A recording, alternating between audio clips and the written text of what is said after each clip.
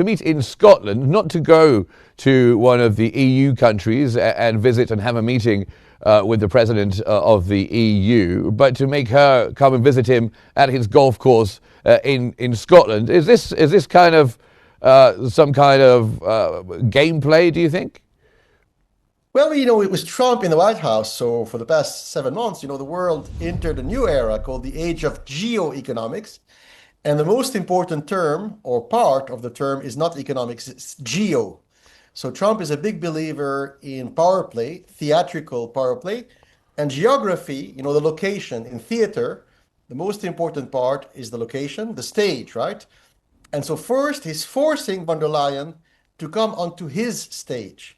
So that's a sign of power because she accepted, she agreed not to meet on neutral territory. She's coming on his turf. So symbolically, she's yielding to pressure from Trump.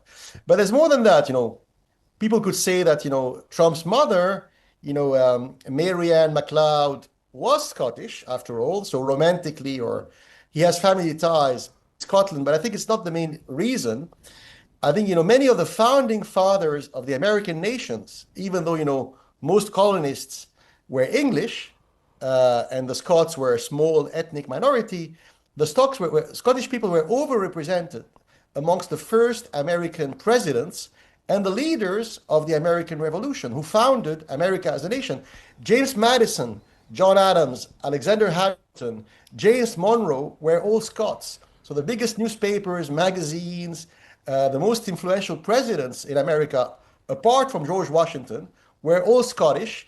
And I think symbolically it's important because Scotland is intimately linked to America. The religion, the non-Anglican Protestant theology is Scottish. American universities, the Ivy League universities were founded by Scottish professors, Scottish intellectuals. So the deep is very strong. The ties are very deep and very strong. I think that's the reason.